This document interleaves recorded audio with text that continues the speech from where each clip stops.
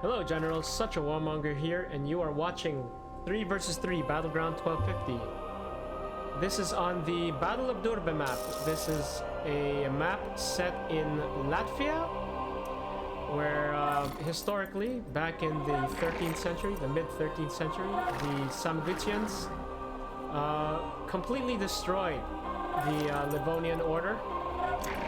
But this time, we've got sort of a little bit of a different scenario, because over on the west team we've got myself, such a warmonger in gray, playing as the Teutons, Smoke in red playing as the Britons instead of Bohemians or Teutons, and Nikokun in orange playing as the Sicilians.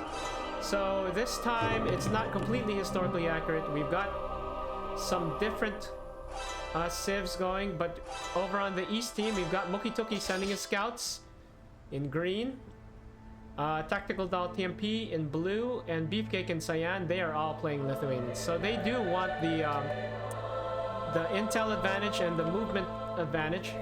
And by that I mean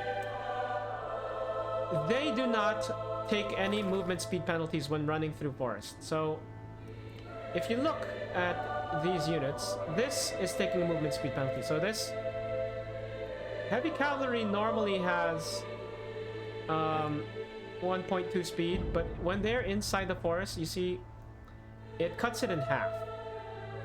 Actually, not in half, that's in the swamp, but it does slow it down some.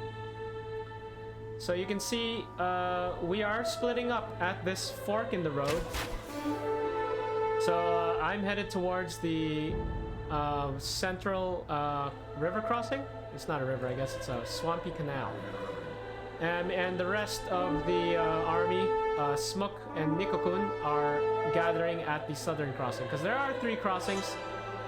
Of course, you can cross the swamp anywhere you want. You will take half speed penalty for your cavalry though, and heavy units, and other penalties as well for the lighter units. So there's this crossing here in the south, this crossing here in the middle. They're very thin, they're only 1 tile wide. This crossing here in the north. But you've got TMP already going here with his light units. He's actually catching me off guard.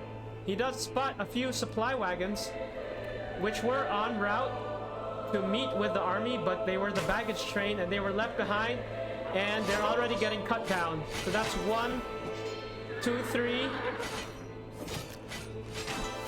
4, 5, 6. Oh my god, that's a lot. So we already lost 2% morale from that. We basically lost them for free, and that was very bad. Meanwhile, over on the south, Nikokun is thinking about crossing through the swamp. He's got Smokes attacking from the other side of the swamp canal, giving him cover, and now Nikokun is moving in with his light cavalry. Well, thinking about it at least. Mukituki sending 1 light cavalry dude in the swamp. He gets shot down very easily. But now he is moving. He's actually crossing now. You got Bohemond the 6th of the Sicilian army successfully crossing the canal and moving to engage the enemy. Unfortunately, the enemy does have their elite units. He's got the Vanguard Slektos here, and he bought some Bahoras, which actually strip armor away. He's got to be very careful of that. So he is noticing that he is pulling back. So Bohemond is still in the front line though, leading from the front. Actually, he is without his men for some reason, but he is supported by his allied Templar Knights from the Britons. Meanwhile, this is a sufficient distraction for me to be able to cross through this very thin strip. Trying my best to be able to cross without taking any movement speed penalty. I am able to get most of my army across, but Bohemond the 6th is caught in the swamp. He's trying to escape, but he's caught by these spearmen. And he goes down. Also, it looks like Beefcake is starting to come in with his light cavalry. You got a light cavalry on light cavalry clash here. Nikokun is trying to gun for, oh my god, they're just getting slaughtered by a lot of skirmishers. The skirmishers are killing them, but at the same time, A lot of these light cavalry from Beefcake are also getting slaughtered by crossbowmen and archers. Even though they do have minimum range, they are able to cut them down. That was intense. And now it looks like Smook is using his Templar Knights. He is afraid of getting slowed down by these levies though. There are some elite Slektos in the mix. Wow, he got cut down really fast. That was intense. We've got a little bit of a battle here on the right. I was able to cross. They're trying to take the rest of my supply wagons out. And they do take one. I'm just pouring fire into the forest. I know that TMP's there thinking about attacking me. But if we go back to this battle on the west, oh my god, Smook lost his general. He was sniped by the skirmisher, and now they feel like our job is done. We're just gonna fall back. I'd be curious to see if TMP ran out of javelins. No, he has 677 javelins left. He could have still fired some more. These guys have taken a lot of damage. This guy lost a lot of armor.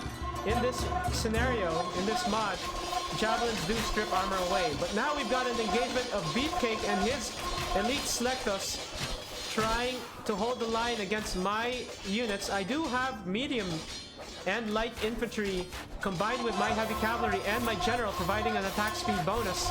Albert II, the Margraviate of Brandenburg, is leading his men from the front and pushing Beefcake's elite vanguard. They are irreplaceable. Looks like we're looking to slaughter them. Albert II is cutting them down. Meanwhile, Vinkitas, Beefcake's Lithuanian general, is pulling back. Yeah, oh my god, we cut down all of Beefcake's elite vanguard units, irreplaceable ones. Not only that, TMP was thinking about running in with his skirmishers, but he did not have archer cover or any kind of distraction, so they were open and cut down by a lot of crossbowmen. We are a little bit of a at a lull here. Let's take a look at the fog of war and take a stock of the javelin count. TMP has a healthy javelin count at 632. Beefcake doesn't even use javelins yet, but he did buy more. He has 1,200, so he's looking to use them now in the next upcoming battle. And last but not least, Mokituki has 300, so he doesn't have any javelineers. He does have arrows for his archers, so it looks like he's focusing on archers and not javelins. Meanwhile, on the west team, I have 1,024 crossbow bolts. It looks like we took a little bit of a beating. If we look at the populations count, Smook has rebuilt his army, but Nikokun has not. And the rally is gone. So Nikokun focused on just building a lot of heavy cavalry. He's trying to get all of these heavy cavalry back into the battle. And Smook is focusing on longbowmen. Oh wow, he has a lot actually. He has about 49 here. Oh, it's a mix of longbowmen and archers. And 60 here. Actually more. Yeah, he has a lot of ranged units. Actually, I think he went pure ranged units. Smook just has ranged units. That's actually crazy. I hope he has enough arrows. He only has... Wait, let's see. He has 3,000. Oh my god, he's just pure range. That's crazy. I guess he's gonna rely on us to protect his archers. He's just going pure longbowmen.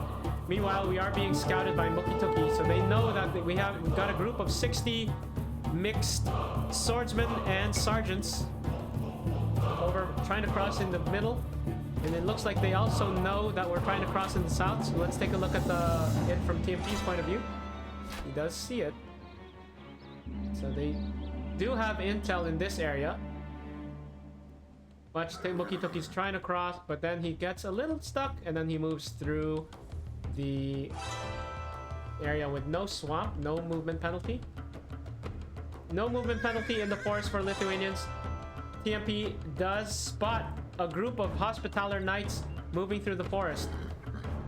Little do they know that there is actually quite a sizable force. So we've only got 3 supply wagons left. The reason why we even brought supply wagons is at this point, when you see the flags over here, they're not here yet, but when these flags appear, each supply wagon that reaches this point does cause 15% morale damage against the East team. Now we've got the engagement. Here we go. Beefcake is throwing a lot of javelins at these sergeants. He's starting to lose some armor. Thankfully, they do have shields, so they're not as vulnerable. I'm fighting back with crossbowmen, trying to take his skirmishers out, trying to scare them away. That was just a little bit of skirmish, though. Just a little bit of skirmish. Meanwhile, we are currently trying to hold off on a complete attack. Let's see if TMP can actually see our army. Yep, he can. We're holding off on an attack because we do want to coordinate our attack. We are not being challenged on this swamp crossing. You can see that all 3 of our reinforcement groups have gathered together, and now we actually make a sizable allied army here with a lot of heavy cavalry over here. It looks like we're gearing up for a major battle over here. All right, here we go. Mookie Tookie's starting to engage. He's gonna try to intercept. We've got Beefcake with some horse skirmishers trying to attack and send some javelins against maybe some medium infantry. Now we've got Nikopun engaging with his heavy cavalry.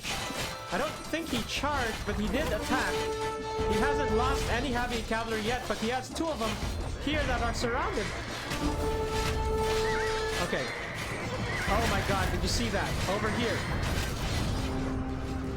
Beefcake lost a bunch of his horse archers over there. His general looks like he's pretty exposed. He's a little bit in danger. He's right in the middle of the Crusader line. It looks like he might go down. Oh god. Yeah. Vinkitas is stuck. He goes down. Heavy cavalry over here in the north trying to engage and scare off the horse skirmishers. They know better than to chase them into there. A lot of random medium infantry here. This is actually a very big battle. Let's kind of like, oh my god. There's just a lot going on, guys, gals, generals. Okay, now we've got Mukituki with some heavy infantry in the south trying to push in together with their general. This guy is Karalias Mindaugas, but he does back off. Meanwhile, the center push, the main push is going down the middle. Lithuanian morale is going down, down, down. Beefcake is trying his best to send in javelins, but are they in melee mode? Not yet. It looks like they do have javelins left, but they're pulling back. Not sure why. Okay. TMP just ran out of javelins at the worst possible time. He could have used the javelins to take out a lot of this heavy cavalry. He bought more. Thankfully, he does have some reinforcement rounds. He's buying more. He's trying to take out some... Oh my gosh. That was a lot. That was a big battle. That was huge. That was actually everywhere. There were like... battle here in the south. Big battle here in the center. Some fighting over here in the north, in the forest. Nikokun using his cavalry to go weave in and out. Just tanking some shots, maybe. I think what he was doing, I don't know whether on purpose or accidentally, he was tanking shots. And Smook's pure longbow army, and you just gotta know that each arrow that penetrates a shield or anything does remove armor. I'm very curious to see if, like, yep, some of these guys did lose their armor. Interesting. Wow, actually, a lot of my men lost armor. Must have been from the skirmishers. So javelins remove armor just like obuks, and longbowmen remove armor just like obuks. So these guys are super dangerous. see any these guys. Bahoras, they remove armor as well, but their armor was removed. It must have been attacked by some longbowmen. That was an intense battle. Whew. Anyway, I have some YouTube short versions of this that you can see if you want a more concise version, between 2 and 3 minutes. Go check that out as well. And let's take a look at the stats, the final stats. Oh, as expected, the pure longbow player has an overwhelmingly high and good kill to death ratio, followed by me. Nico-kun, not as good, but he knew his role. He had his heavy cavalry. TMP close to even. Beefcake is kind of slaughtered. Moki-toki, a little, like half. Like a 0.5 KD. Well.